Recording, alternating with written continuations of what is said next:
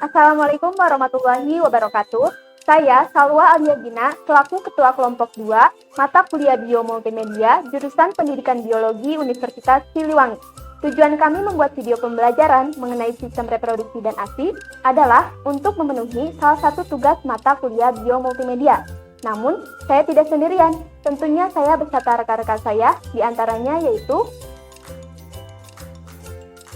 saya Inka Fathunisa sebagai editor.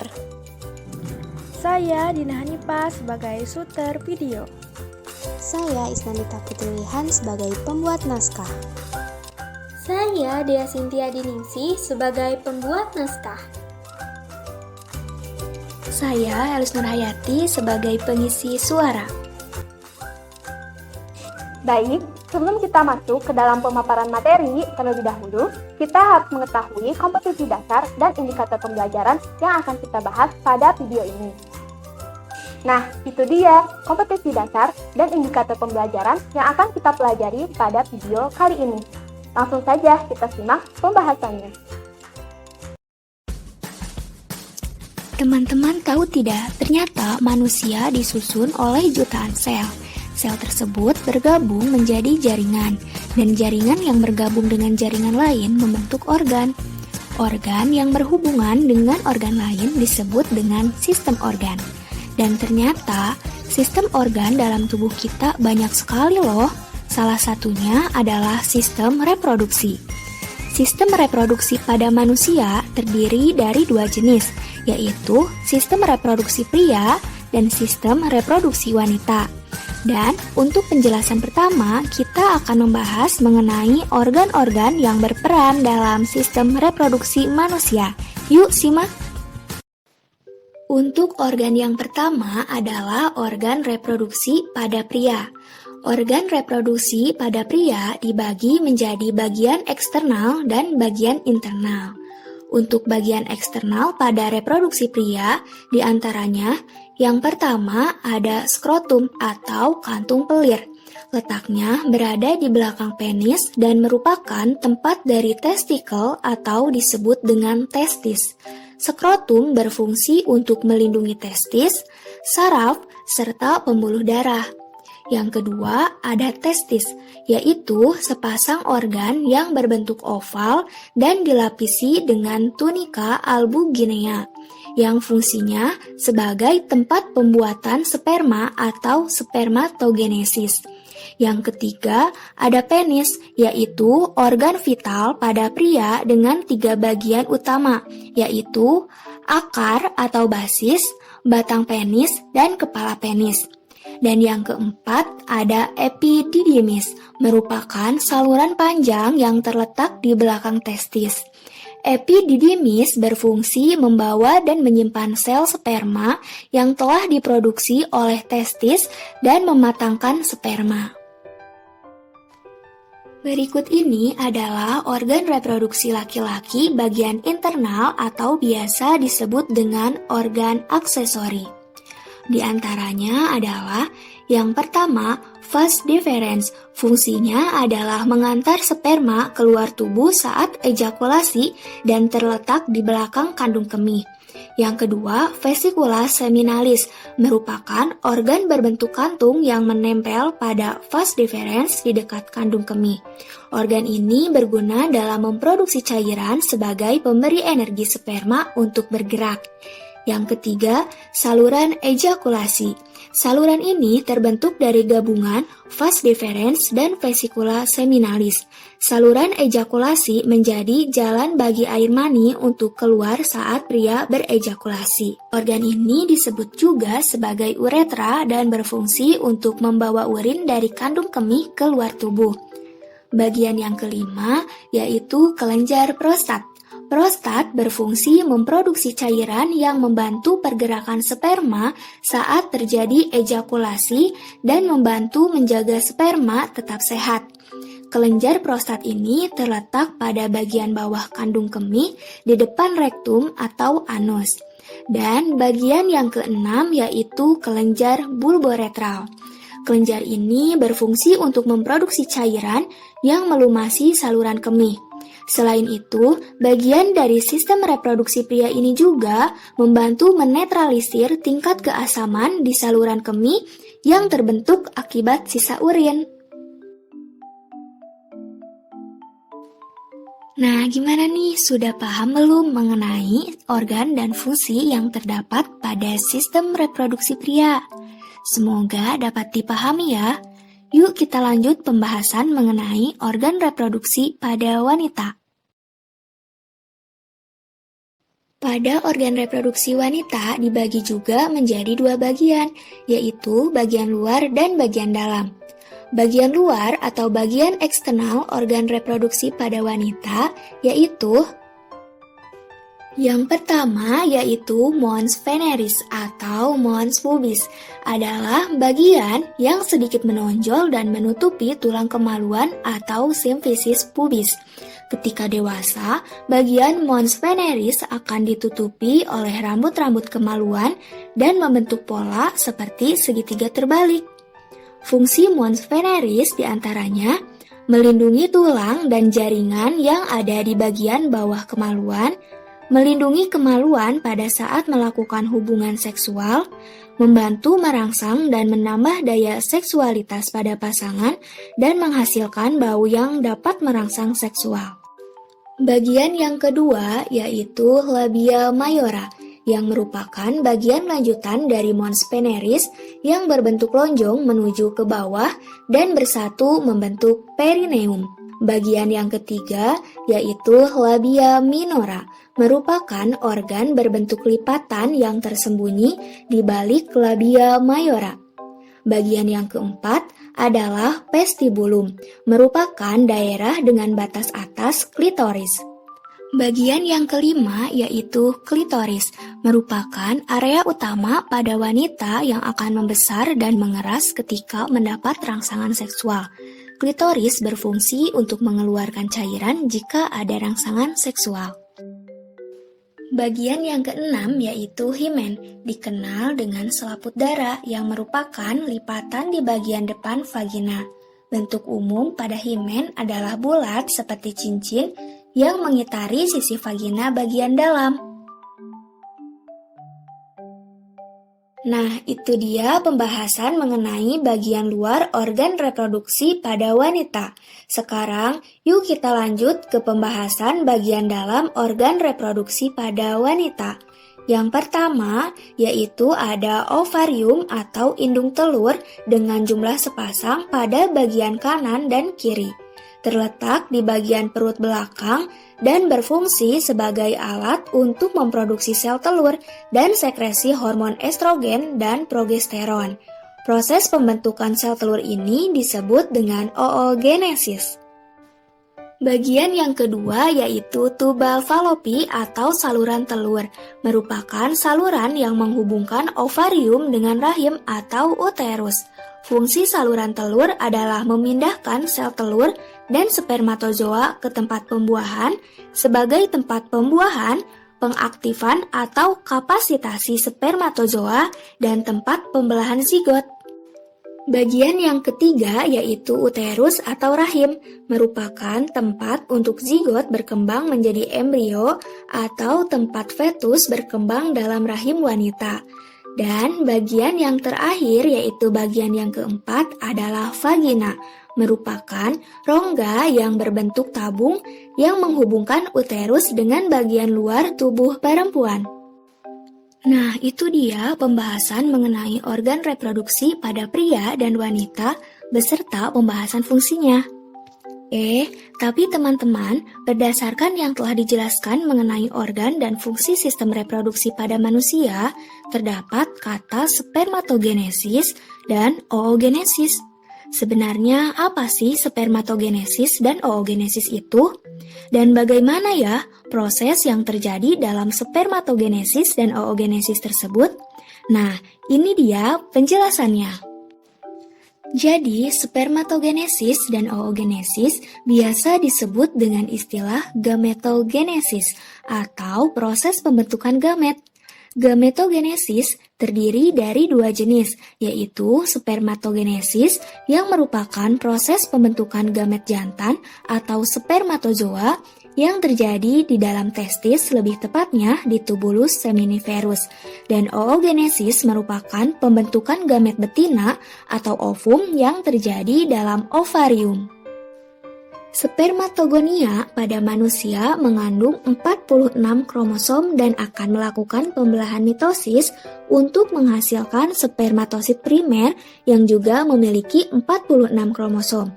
Spermatosit primer melakukan pembelahan meiosis 1 dan menghasilkan dua spermatosit sekunder yang masing-masing memiliki 23 kromosom yang bersifat haploid.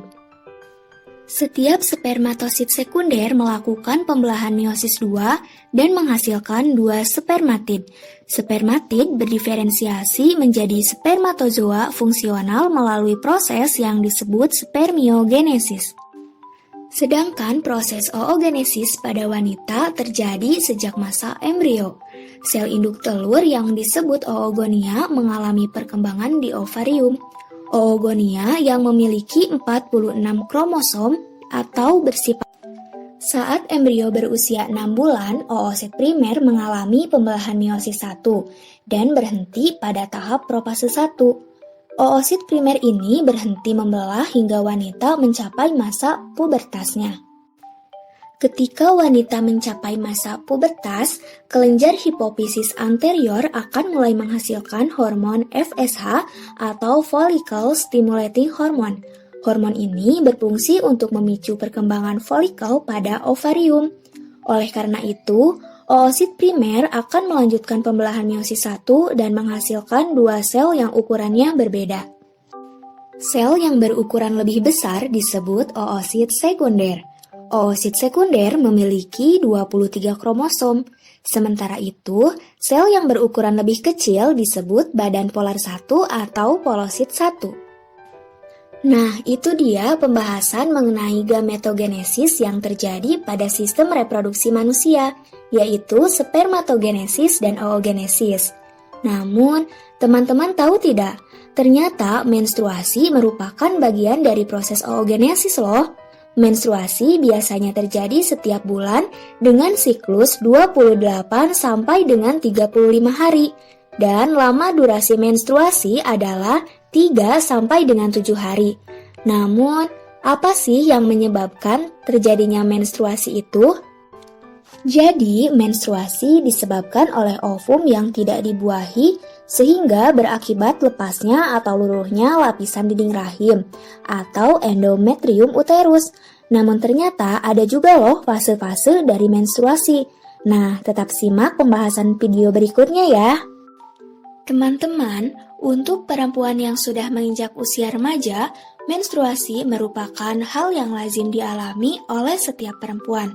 Nah, di sini siapa yang biasanya sering marah-marah dan gampang sebal saat premenstruasi sindrom atau PMS?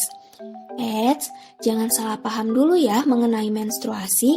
Yuk kenalan lebih lanjut dengan menstruasi yang berkaitan dengan ovulasi atau siklus yang terjadi dalam sistem reproduksi perempuan. Seperti yang sudah dijelaskan sebelumnya, menstruasi merupakan pendarahan secara periodik dari rahim yang disertai pelepasan endometrium. Menstruasi terjadi jika ovum tidak dibuahi oleh sperma. Oleh karena itu, perempuan yang sedang hamil tidak mengalami menstruasi karena ovumnya telah dibuahi oleh sperma. Sedangkan ovulasi merupakan peristiwa pelepasan ovum berupa oosit sekunder dari ovarium atau indung telur. Ovulasi terjadi pada pertengahan siklus menstruasi. Untuk periode 28 hari, ovulasi terjadi pada hari ke-14 terhitung sejak hari pertama menstruasi. Ovulasi berkaitan dengan adanya interaksi antara hipotalamus dan ovarium. Interaksi tersebut akan menghasilkan 4 fase menstruasi, yaitu fase menstruasi, fase praovulasi, fase ovulasi, dan fase pasca ovulasi. Berikut ini merupakan penjelasan dari fase-fase tersebut. Yang pertama, yaitu fase menstruasi, terjadi jika ovum tidak dibuahi sperma. Fase yang kedua yaitu fase praovulasi, merupakan akhir siklus menstruasi. Hipotalamus atau bagian otak yang terdiri dari sejumlah nukleus mengeluarkan hormon gonadotropin yang merangsang hipofisis mengeluarkan follicle stimulating hormone atau FSH. Adanya FSH merangsang pembentukan folikel primer di dalam ovarium yang mengelilingi satu oosit primer. Folikel primer dan oosit primer akan tumbuh sampai hari ke-14 hingga folikel menjadi matang atau disebut folikel degrad dengan ovum di dalamnya. Selama pertumbuhannya, folikel juga melepaskan hormon estrogen yang menyebabkan pembentukan kembali sel-sel penyusun endometrium. Proses pembentukan kembali tersebut disebut dengan proliferasi. Fase selanjutnya yaitu fase pasca ovulasi. Proses pasca ovulasi ini berlangsung dari hari ke-15 sampai hari ke-28. Namun, bila sekitar hari ke-26 tidak terjadi pembuahan, korpus luteum akan menua berubah menjadi korpus albikan, sehingga tidak menghasilkan proges lagi. Korpus albikan ini memiliki kemampuan produksi estrogen dan progesteron yang rendah. Oleh karena itu, konsentrasi estrogen dan progesteron akan menurun. Nah, ternyata proses menstruasi dan ovulasi ini tidak sederhana ya, dan cukup kompleks juga. Namun, hal ini harus tetap teman-teman ingat supaya semakin paham dan siapa tahu bisa mengurangi rasa kesal dan sifat emosional saat sedang PMS. Namun, teman-teman tahu tidak, di tengah digitalisasi teknologi di abad 20 saat ini, ternyata banyak sekali loh teknologi yang dapat digunakan dalam bidang kedokteran, khususnya sistem reproduksi. Kira-kira apa ya? Nah, berikut ini merupakan teknologi di abad 20 yang berkaitan dengan sistem reproduksi, yaitu sebagai berikut. Pertama, yaitu amniocentesis, yaitu alat untuk mendeteksi adanya kelainan genetik seperti misalnya siklemia atau hemofilia. Yang kedua, USG atau ultrasonografi, yaitu alat untuk mendeteksi gelombang mekanik yang dapat menampilkan keadaan, kesehatan, organ internal, ukuran tubuh, dan jenis kelamin bayi di dalam rahim ibu. Dan yang ketiga yaitu fertilisasi in vitro atau teknik bayi tabung, yaitu dengan cara ovum difertilisasi dengan sperma pada media kultur untuk menghasilkan embrio. Nah, itu dia beberapa contoh mengenai teknologi yang ada dalam sistem reproduksi manusia. Namun, tahukah teman-teman bahwa sistem yang ada di tubuh kita bisa mengalami gangguan loh? Gangguan tersebut disebabkan oleh beberapa faktor seperti kelainan maupun penyakit. Kira-kira apa aja ya yang termasuk gangguan sistem reproduksi pada manusia? Yuk kita bahas satu persatu. Namun, tahukah teman-teman, ternyata ada gangguan yang dapat menyerang sistem reproduksi baik pada pria maupun wanita loh. Yuk simak bersama. Yang pertama ada gonore, merupakan infeksi akut pada uretra, serviks, rektum, sendi, tulang yang disebabkan oleh bakteri Neisseria gonorrhoeae. Yang kedua yaitu sifilis, merupakan infeksi organ kelamin pada bagian luar. Biasanya disebabkan oleh penyakit menular seksual dan oleh bakteri Treponema pallidum. Gangguan yang ketiga yaitu herpes, merupakan gangguan yang menyerang kulit genital luar, vagina, dan anus dengan gejala gatal-gatal dan kemerahan, serta pedih pada bagian kulit di daerah kelamin. Hal ini disebabkan oleh herpes simplex virus. Dan yang terakhir yaitu yang keempat adalah HIV atau Human Immune Deficiency Virus yang mengakibatkan sistem kekebalan atau imunitas tubuh manusia menurun. Gejalanya adalah mudah lelah, berat badan menurun, diare, dan sesak napas serta batuk berkepanjangan. Ternyata banyak ya gangguan dan kelainan pada organ reproduksi manusia, sehingga sangat penting untuk menjaga kebersihan organ reproduksi agar terhindar dari penyakit yang disebabkan oleh bakteri, jamur, maupun parasit. Namun, yang paling utama adalah menjaga kebersihan dari organ reproduksi serta menjaga pola hidup yang baik.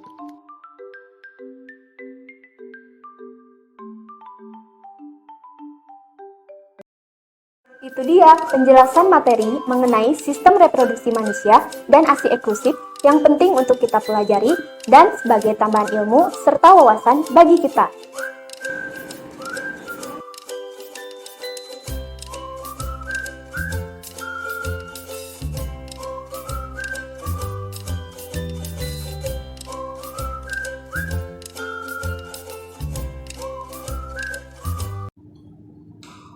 Terima kasih atas perhatiannya.